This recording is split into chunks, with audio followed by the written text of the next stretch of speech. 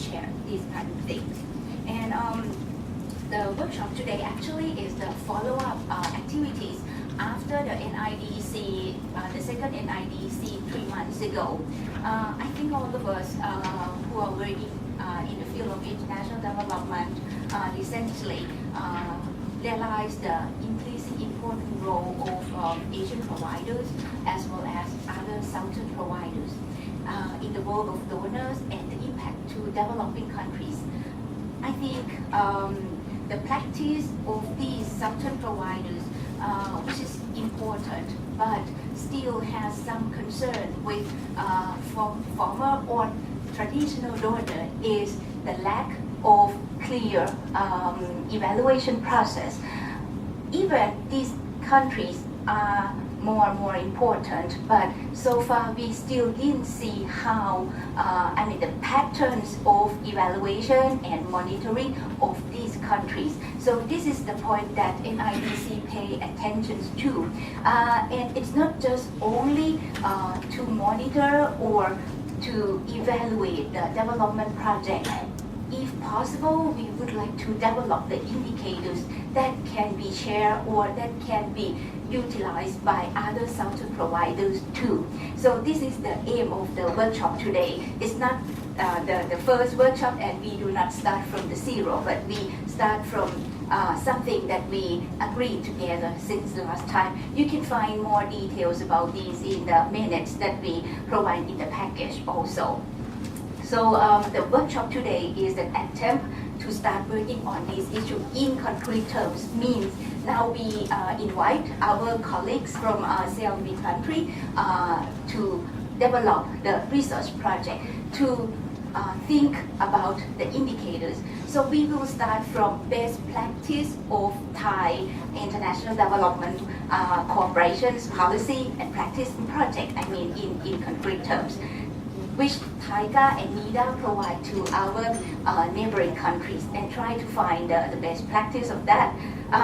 The most important point is that this research will start from the viewpoint of developing partners. Actually, when we talk about indicators, so far indicators are developed by the developed partners, not by donors, not from developing partners. So now we try to do another way around, and we hope that this will help us to understand more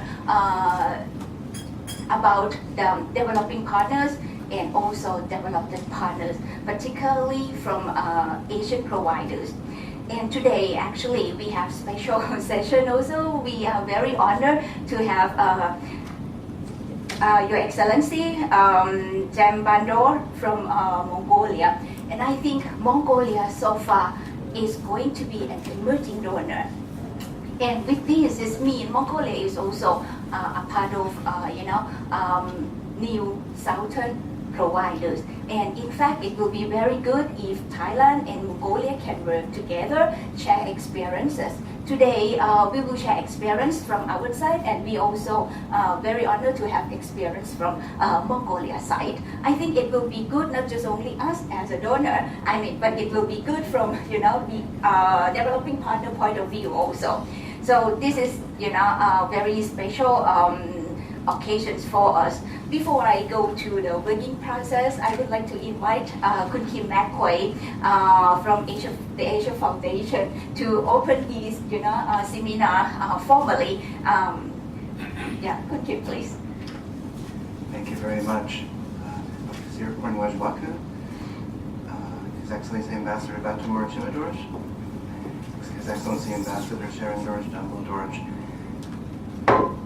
colleagues from NIDA, Kunrababit, our visitors from CLMV countries, and my Asia Foundation colleagues. I'm very pleased to say a few words of welcome as we launch this third forum organized by the Network for International Development Cooperation, Dr. Sirpur and her colleagues. As many of you know, and as many of you have heard me say before in similar remarks, the Asia Foundation has been involved for the last 3 years in a variety of ways in engaging with Asia's non-traditional development partners. Thailand is part of a broader association that includes India, China, Singapore, Korea, Malaysia, and as Dr. Siripur has noted, we're very delighted to to have the opportunity here in Thailand to acknowledge and to welcome Mongolia as well too as one of the new Asian countries to join that group. We work in a number of different ways under the able stewardship of my colleague Anthony, who's visiting from Kuala Lumpur. One of the ways that we work through a program called AEDC, or Asian Approaches to Development Cooperation, is to create a couple of times a year for the last 3 years a forum where representatives of government from the non-traditional Asian partners, as well as academic specialists and other practitioners, have a chance to meet and exchange experience, usually in the context of a particular theme. This year's theme is social mobility, and Anthony is just back from a workshop in Seoul where our colleagues and partners are consolidating a series of papers about that. Here in Thailand, Kun Punsuk and I are involved in the other dimension of our work with non-traditional Asian donors, and that is to support country efforts. And we're very pleased that we've had not only superb participation from our friends at TICA and at NADA, but also have been involved together with the Thailand Research Fund and others in providing preliminary support for NIDC. And I think for us at the Asia Foundation, the magic chemistry between these regional initiatives and the regional fora and our work in country is that through the work of NIDC and through our interest in helping to enhance and add value to Thailand's already very strong development cooperation programs in the region and internationally, is where those two elements come together. And so we're very, very pleased that Dr. Siraporn and her colleagues have begun to style NIDC as a center of excellence for learning and for exchange of experience. So many of the partners from our broader AEDC program have engaged with NIDC, and I think it's very appropriate that since the CLMV countries are one of the major areas of focus for Thai development assistance policy, we're very glad that the research going forward is looking at the experience of Thailand and other countries in engaging with those countries. Also part of that magic chemistry, we're always looking for ways to broaden the network of non-traditional donors.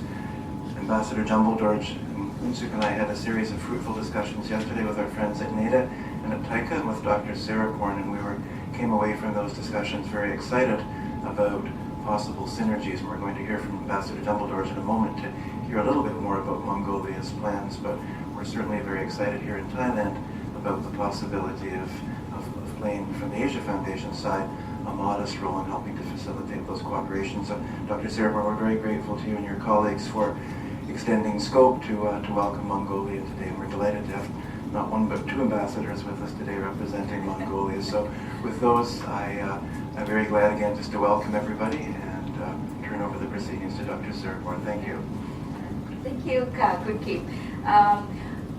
I think while we are waiting for more participants, I would like to start the session so that we can learn from each other. I would like to turn my microphone to Antia, who will be the moderator for this session. Antia, please. Thank you very much, Dr. Siraporn and Kim, and good morning, everyone.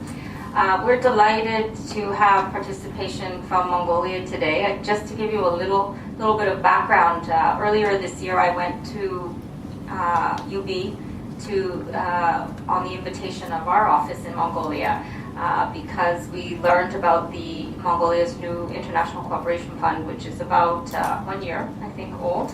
And Mongolia, the ministry was seeking some other experience and some advice on what other emerging donors in the Asia region, or how they were managing their funds, how they worked on South-South cooperation, to learn from lessons of other countries and best practice from the region. So we were really delighted to be able to conduct a one-day seminar for members of the Ministry of Foreign Affairs there around different approaches.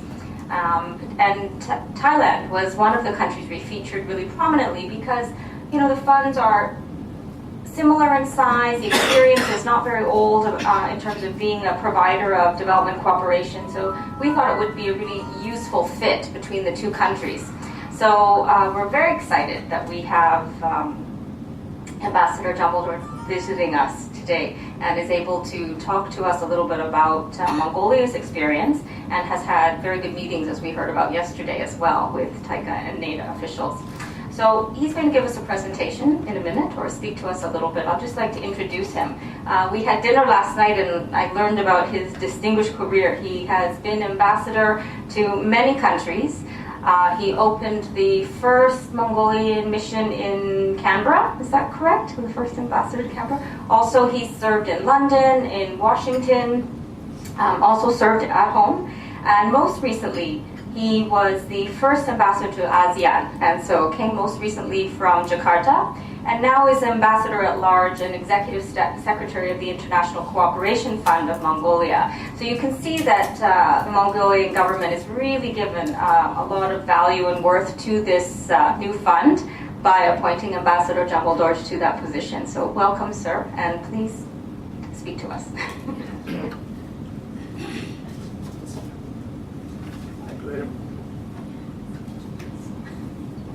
Thank you very much, Antia, for introduction.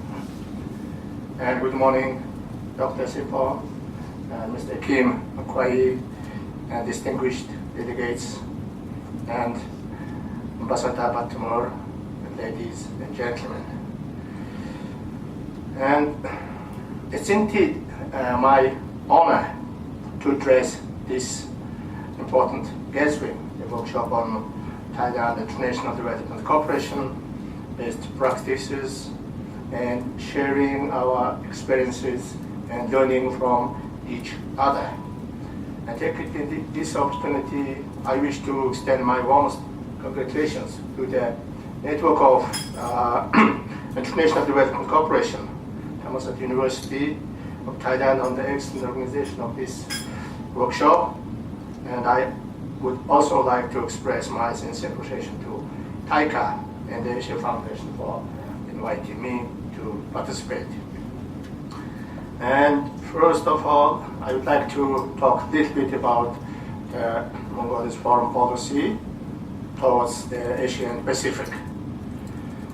The concept of the Mongolian foreign policy specifies developing friendly relations and cooperation with Asian nations, engagement in multilateral cooperation in Asia and the Pacific region, as well as strengthening strategic stability and implementing policy on broadening the cooperation of security in East Asia. Within the framework of this policy, Mongolia enjoys working with other countries under the regional multilateral mechanism and vigorously participates in the activities of ASEAN Regional Forum, the Pacific Economic Cooperation Council, the Shanghai Cooperation Organization, the Asia Cooperation Dialogue, the Asia-Europe meeting, SM, the Conference on Interaction and Competence Building Measures in Asia, and a Forum for East Asia, Latin America Cooperation. Mongolia, as an Asia-Pacific country, is a growing economy, has an enduring aspiration to become a member of APEC, the premier forum for facilitating economic growth, cooperation, trade, and investment in the Asia-Pacific. Mongolia is an active partner of the major multilateral cooperation arrangements involving the Asia-Pacific region. In 2005, Mongolia ratified the Treaty of Unity and Cooperation in Southeast Asia, further strengthening its ties to the countries in the region. Our regional agenda is also centered on becoming a dialogue partner of ASEAN and joining East Asia Summit process, which has become a crucial part of Asia-Pacific integration. To support security and stability in the region, the Mongolian president has come up with an initiative for Ulaanbaatar dialogue on the security of Northeast Asia, a regional initiative similar to Helsinki process dialogue. Since 1980s, Mongolia has been proposing various initiatives aimed at creating security dialogue mechanisms in the region. Nevertheless, thanks to diplomatic efforts, North Korean and Japanese bilateral working group sessions held in Ulaanbaatar twice in 2007 and 2012. The aim of these meetings consisted in contributing to the six-party talks. Compared to other regional mechanisms, Ulaanbaatar dialogue would have its distinctive features in its form, content, as well as unique profile of its participants. This initiative is a long-term goal and is designed to ensure peace and stability in the region by developing a dialogue mechanism of security. I am pleased to note that Mongolia has been strongly committed to make its contribution to the international efforts to strengthen democracy worldwide by actively participating in the regional and global mechanisms which promote human rights, the rule of law, and democracy. With this regard, let me mention Mongolia's chairmanship of the Community of Democracies for 2011 and 2013, during which Mongolia successfully convened the 7th Ministerial Conference of the Community and launched the Asian Partners Initiative for Democracy. At the initiative of Mongolia, a resolution on education for democracy was adopted by the UN General Assembly at its 67th session.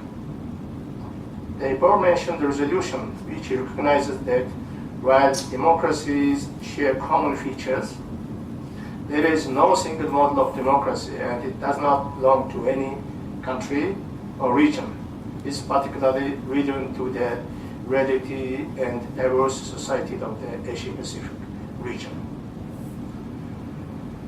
As Mongolia convinced, freedom both online and offline equally contributes to consolidating democratic principles and institutions. Therefore, it has become an active member of and currently chairs the Freedom Online Coalition, an intergovernmental coalition committed to advancing internet freedom, free expression, association, assembly, and privacy online worldwide. Hence, I would like to inform you that Mongolia will host the 5th Ministerial Conference of the Coalition in May 2015 in Ulaanbaatar, which will become the first such event of its kind taking place in Asia.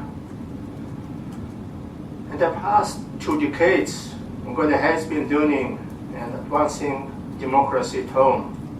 In this regard, with a view to supporting emerging democracies, Mongolia has initiated and established an international cooperation fund. And the fund, now I would like to talk about this international cooperation fund.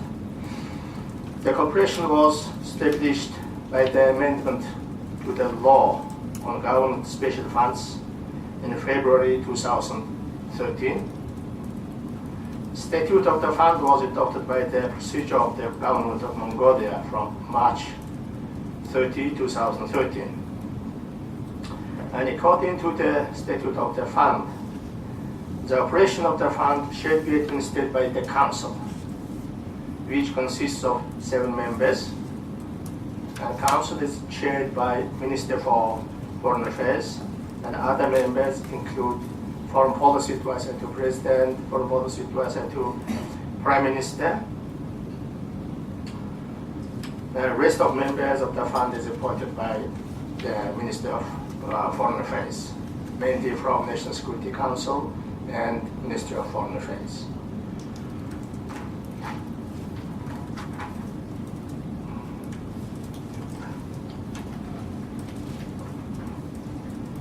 And the main activities of the International Cooperation Fund are first the organization of international conferences in Mongolia to promote democracy, human rights, and good governance. Share experience and lessons with new and emerging democracies. Organization of seminars and trainings for the diplomats and public officers from developing countries together with international organizations, and send national experts in democracy, human rights, and good governance to international events. With the support of International Cooperation Fund, the Mongolian government organized a number of international forums and seminars in Ulaanbaatar this year. For example, East Asian countries scholar seminar on East Asian security issue, forum of mayors of East Asian capital cities, and Ulaanbaatar Civic Forum for civil society organizations of East Asia to promote effective citizens' participation in good governance and sustainable development. And the fund, together with the Asia Foundation, has organized a workshop on Asian approaches to development cooperation, and Ms. Antia already mentioned. And this was very good start for our fund's activity. And on top of this technical cooperation, the International Cooperation Fund has also provides some humanitarian assistance to Democratic People's Republic of Korea. And for example, the fund has provided several humanitarian assistance to DPRK in 2013 and 2014. For example, a training camp in Ulaanbaatar and travel expenses for the basketball team from North Korea in last year, humanitarian assistance of about 2,000 tons of flour in August last year, and all these systems distributed with participation of international organizations like World Food Organization and so on. And also summer camp and travel expenses to Friendship International Children's Center for 2 teachers with more than 20 children from North Korea in last year. And we also considering provide another round of humanitarian assistance to North Korea as part of Mongolia's long-standing engagement policy towards the Democratic Peoples of Korea. And besides North Korea, Mongolia is actively sharing lessons of parliamentary democracy and conducting a legal reform with Kyrgyzstan from Central Asia. A study visit for Kyrgyz delegates on sharing experience in area electoral system was organized in June this year with the support of the OSCE Center in Bishkek. And Mongolia organized training for diplomats and public servants from Afghanistan, and more than 10 mainly diplomats from Afghan Foreign Ministry came to Ulaanbaatar. And we also organized a training program for Myanmar's journalists and press people in Ulaanbaatar this year. This was very successful start of our cooperation with Myanmar. And as I mentioned, the International Cooperation Fund of Mongolia is very new, and it is very, very early stage, and we almost do not have any experience to share with you, but it's very important for me to learn experiences of all of you and learn lessons from you. And taking this opportunity, I would like to note that Mongolian International Corporation is planning to establish closer working relations with international development and cooperation agencies of North and Southeast Asian countries, including ICA. And for this purpose, I had a very good meetings yesterday at NEDA with the president, the agency, and the TACA with the Director General of Suchata. And I very much hope that with the kind assistance and support of the Asia Foundation, we hopefully manage and organize good activity in Myanmar on education, on democracy, or we can say on good governance. But the topic is not so important, of course. The most important thing is to achieve the aim we started. And Director General Suchata was very, very supportive, and we very much hope that this will happen. And thank you very much. I will end my small remarks. Please. Thank you very much, Ambassador. It's very interesting to hear about the history, and it sounds like you have had quite a bit of experience and activities so far with the fund only being a year old, particularly the activities.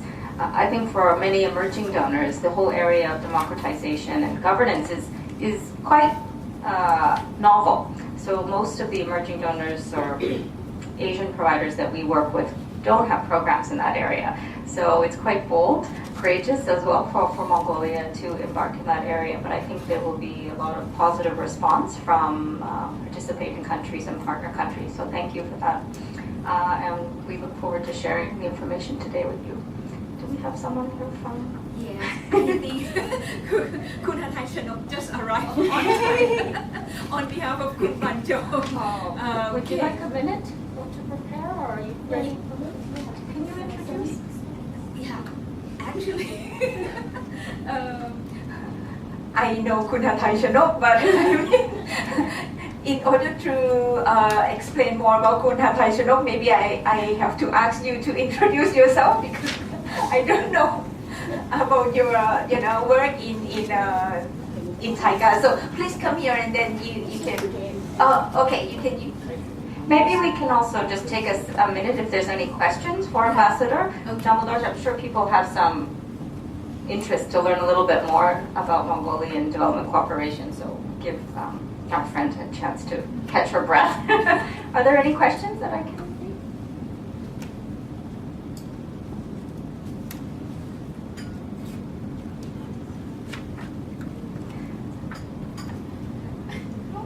Yes, please, from Taiga. Yes, thank you, Ambassador. Just to make it clear, just would like to know that in Mongolia, the organization to managing the kind of soft loan that you soft loan, technical cooperation, and humanitarian aid is in the same department, or you have separate department to manage this kind of thing? Because this is quite, we need to make sure, otherwise for our channel of cooperation and the mechanism later.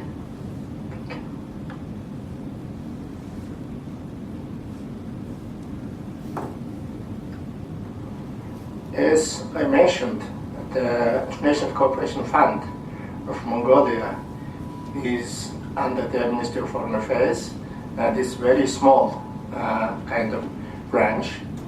And before it belonged to International Organizations Department, the ministry. Now it's just a little bit separate, but we have to strengthen our branch, and we will, of course, in charge of. We do not provide any soft loan, but we only try some technical assistance and humanitarian assistance. This is the main area, but of course there is a new fund. We do not have enough funding and budget from the government yet, but we have to cooperate with other international organizations and international cooperation agencies of other countries. Any questions? Yes. Please. I would like to know what country receives the most assistance from Mongolia so far. I've heard of North Korea and all the stance country, but I would like to know which country received the highest assistance from Mongolia. Yes, and the humanitarian assistance, our fund is trying to deliver only to North Korea, because as we are new, we so far are targeted to 4 countries. The first is Myanmar, second is Kyrgyzstan, and Afghanistan. And technical assistance to these 3 countries, and small humanitarian assistance to North Korea only.